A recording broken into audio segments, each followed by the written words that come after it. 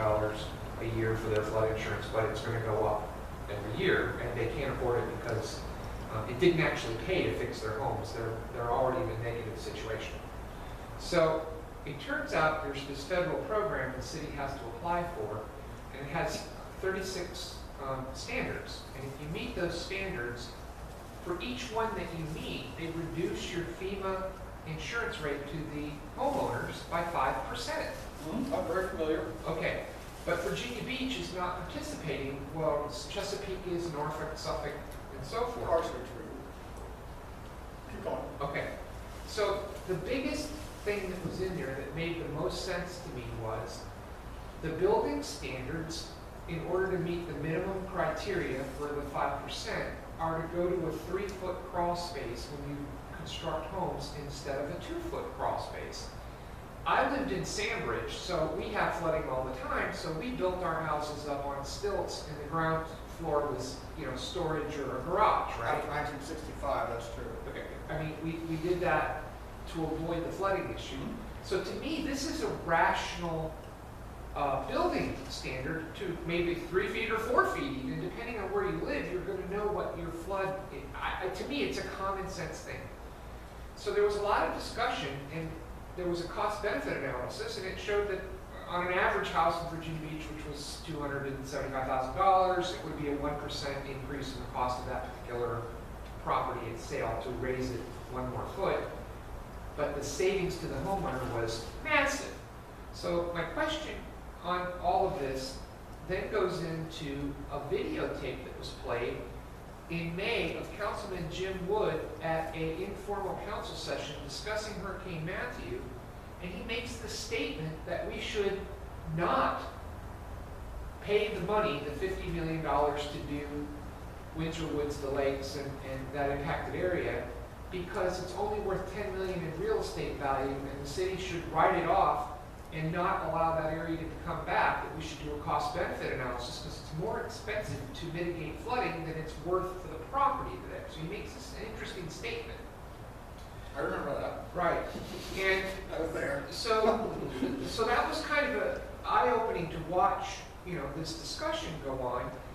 And then the last part of this was, in all of this after Matthew, I heard people go up and ask for an audit of where did the approximately $1 billion of stormwater fees go? How was the money spent? And last I understood, an audit was going to be conducted, but He's doing the audit. He said it's only going to be done I've in heard September. nothing about it except Matthew was 11 months ago, right?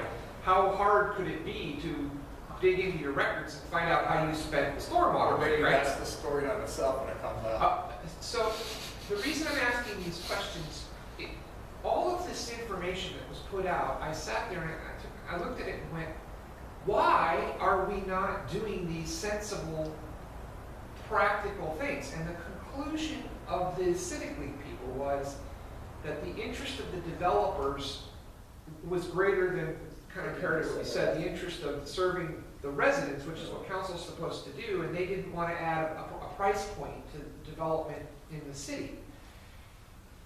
I guess all I'm going to say is, if we have a event like Houston or whatever, it's game over here anyway, because nobody's going to, you can't get flood insurance, you can't buy here, and it's just going to devastate the city.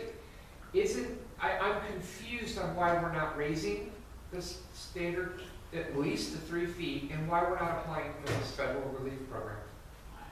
A lot of questions there. I'm going to see if I can keep them all in my head. You are partially, a fact line is that we currently do not have an application that has been approved by FEMA that would give us that initial 5% discount, which only applies to people in high-risk areas, which is not most people who do beach flood insurance are not in high-risk areas. Maybe they should have it. They probably don't know the cost. But people like myself, where I live on a super low-risk area, it's like $400-something, so it's cheap. You go to Princeton Plaza, $3,000, not such the same. So that we're in the process of getting there, and probably that takes a while. We are behind the power curve in doing that in the world's greatest city. So that you're going to ask yourself, when Four was doing all those deals at the town center, obviously we weren't spending our time on the things most important to citizens.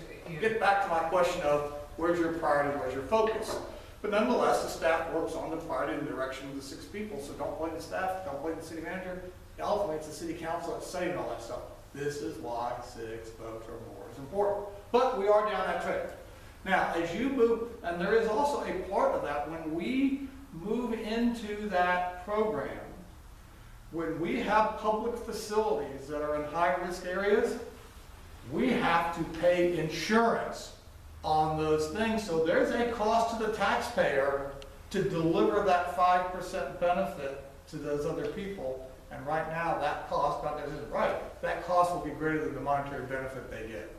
So the federal government isn't just saying, woo, woo, here's this. Anything you have, a pumping station, a school, any public facility you have, you now have to pay for flood insurance. So that puts more money into this fund. Wouldn't that be intelligent? Because the cost of this infrastructure is massive and we would have to repair it anyway. If you can afford to be self-insured, maybe not. That is not always a cut and dry. Now, if you're saying you want to get this benefit, you're doing it independent of that while you're doing it. I'm just letting you know that often people talk about the benefit we can deliver, which is good, and I think there's reasons we're doing that, but often people won't talk about later and say this, oh, remember there's a cost. That cost is spread across everyone and we have to collect it. And if we don't want to raise a fee or a tax on people, then we need to make sure that we can find an offset at the current revenues to make it happen. I'm just trying to share with you that there's a part that they don't often talk about, which they have no reason to know, but the federal government's not crazy. They're trying to, one, get more people to take flood insurance, which is especially people in low-risk areas. That's what they're trying to do. And they're also trying to give people this discount, which citizens are going to push for. They increase the inflow into a $35 billion underfunded in the hole to the Treasury FEMA flood insurance program to get more money in. As you go down that list to get those additional 5%, which most people don't, the cost goes like this. So really there's somewhere probably between 10 and 15 is probably where the sweet spot is, because you just can't pass that cost on. Well, no, you can if people have that great a fear or threat of flooding, but generally speaking, it's very difficult for communities to close that gap. So realistic, real thing. After looking at all of this, I'm in a low-risk flood area. I went ahead and purchased flood insurance on my home because I did a practical kitchen table cost benefit at the risk of not doing it versus this catastrophic event. So I guess why I'm asking, practical matter, why being self-insured just means the taxpayers absorb this if we get devastated by this stuff. Why wouldn't we want our public infrastructure, our schools, our pumping stations covered under insurance? Why wouldn't we want that? Well, here you got to look. Well, Jessica, it all depends on analysis of how much it is versus your self-insurance rate anyway, versus the probability of the event versus the discount rate on the money. And you can say, wait a minute, how much do we really have? It isn't all that much. And how much is the insurance? And if I save that insurance and put it in a fund, where am I better off? It's not as simple as it's obviously. Just like Warren Buffett, companies all over say, why do I need liability insurance if I'm Bill Gates? I can afford it. But if I have billions of dollars, why would I be buying it? If we're going to carry a $100 million reserve, which we do, why do I then want to pay $500,000 a year for a premium or whatever that premium would be? It may not be cost effective. It may not make sense. But Jessica is really in this insurance business, and she probably can do much better than I. The problem with so when the election was going on, and you guys might remember Courtney Lalonde really pushed getting the city enrolled in the CRS program. And so if you were to go to FEMA's website, you can download the CRS program, and if you print all the sheets out, it's this big. So the issue with the public structures that sit in special flood hazard zones, the max amount of purchasable insurance is $500,000. So when we look at a school, which we build for millions of dollars. They don't have a difference between public infrastructure? That's home's 250 is the max, so it is greater than that, but it is capped. 500 is commercial. And the other problem is people forget that insurance or flood insurance is not a true insurance product. It's an alternative to disaster assistance. Meaning if you have, when they send their adjuster out to give your claim, they're gonna say, ballparking this, we think it'll be $100,000. But if after the repairs come back, and it's only $60,000 to repair your home, they require you to write them a check for that $40,000 that they gave to you in advance. Whereas with a true insurance product, you know, say it was, you know, whatever insurance company you have with a private insurer, they come out and they give you an estimate of $100,000. You sign a form that says you accept that estimate, and then the insurance agent goes away. Doesn't matter if you did it for 10, if you did it for 100, if you did it for 120, you agreed on that 100,000. So flood insurance is not a true insurance product.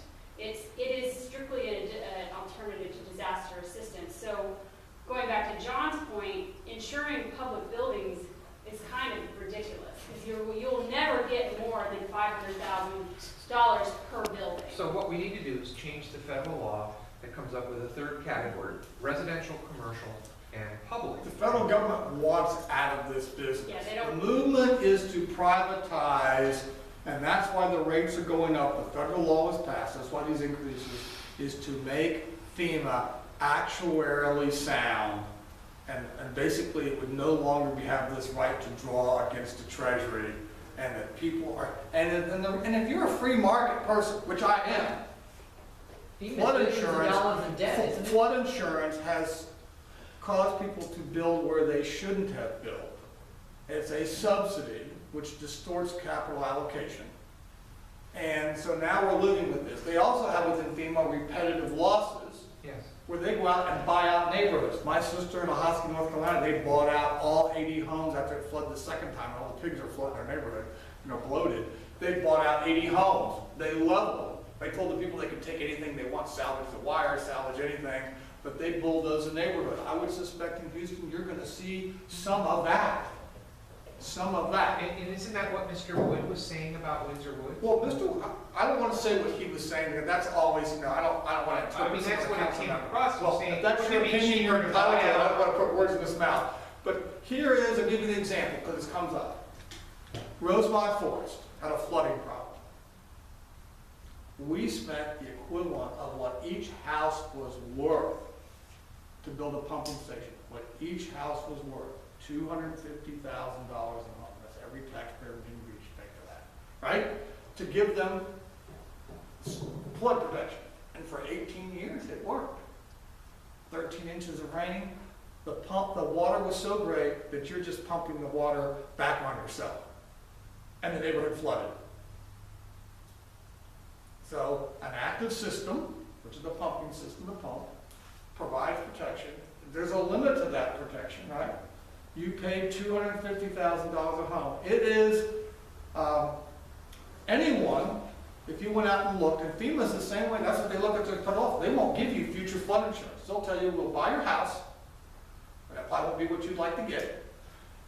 But if you choose to still stay there, you know that's no longer an option. You're not going to be able to get that insurance. You're only on your own. So they've made that same calculus much more regulatory than Jim Wood. But now, so I don't want to say what he said, but there is an issue now of can we afford to provide Princess Anne Plaza or the beach as a whole 500-year rain event protection? The answer is no. The answer is no.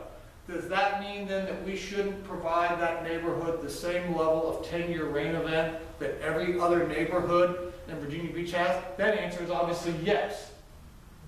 That's $50 million or whatever the cost is. Right. We do owe that to each other. Forget the city being that. As a golden rule, we owe that to each other. I don't need the city council to tell me my moral commitment to my neighbor. I need to be able to city council and follow through on that moral commitment to my neighbor.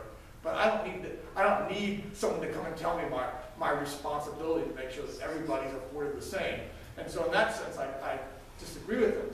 But there is a point at which you can't ask people to pay.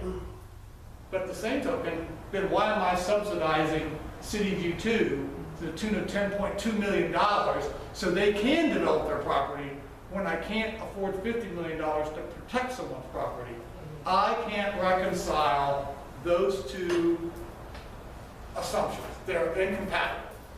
And that gets back to, do we, and this room should be fuller, is that the governance that we like? Because those are the values that the leadership is applying. They're the wrong values, in my opinion, but because they don't reflect, I don't believe, the character or moral judgment of the people of Virginia Beach. And I think those two juxtaposition decisions kind of show that in very graphical terms. Now, we have done, and people do have to build the places higher. That has happened. Now, But it's not a code requirement. I think that code requirement, I think, is true. I have to go back and check. I think they did change the code, because I know the guy building in my neighborhood, his crawl space stuff with this new house construction is much higher. And I know they didn't volunteer for that. So I think they actually have done either an It elevation. depends on your BFE, your base flood elevation. That's right. Where how you have to build. But they've changed, there has been a code change. But my point would be, if you were looking looking forward, that probably ought to be 6 feet, not 3. And that's the point about, we're just looking at what has happened, not where we're headed. And that is the proactive, So going back to my neighborhood of Sandbridge, we recognized that that was just going to happen over the life of that. So we sacrificed the first floor. And yeah, that water came in there and it went out. And I would argue again, even it's down there minimal. recently, I'm not sure how much of those first floors have been sacrificed with that new construction. Yeah. My mother-in-law lives there. No, but I know what you're the talking about. neighborhood when I lived there. I know, but my only point being is a 35-foot Biloxi storm surge, even at Sandbridge, would be underwater. That's what the storm surge was in Biloxi, Mississippi. So my point is, and you're not going to protect against that. We're just talking here, and that's how they try to get you, this isn't going to help, because it isn't going to, that's how I heard somebody come from. Well, remember, John, this isn't going to help. Well, I know. I'm just trying to give these people the same decent rain event coverage that every other community in Virginia Beach. And oh, by the way, this is Jessica's point is, who's the next lakes? Who's the next Windsor Woods? That gets back to your point, Diana, about what other lakes. There were people over at Wichita on that big, huge reservoir that's behind the wholesale food place, that big sand pit that they used to have to build in Prince Boulevard. That's how old I am. But people in there flooded, not just had water, the little condos flooded on the first floor, and Wichita Road on the south side, I guess the north side of the boulevard, was flooded and closed. Why? Because when the lake is up here, that's pretty high, the pipe's way down here, and the water's up over the pipe. The water's not flowing into the lake, it's backing up. So there's plenty of capacity between the pipe and the lip. So you could use active pumping to solve that issue.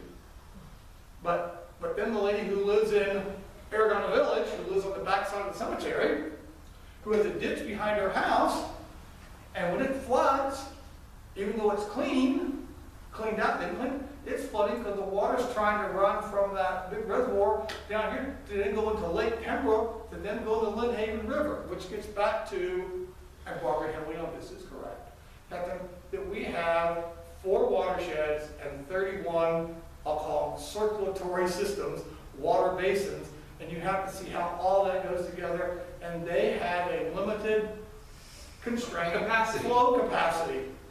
And if you get 13 inches of rain, the places that flooded are probably still going to flood.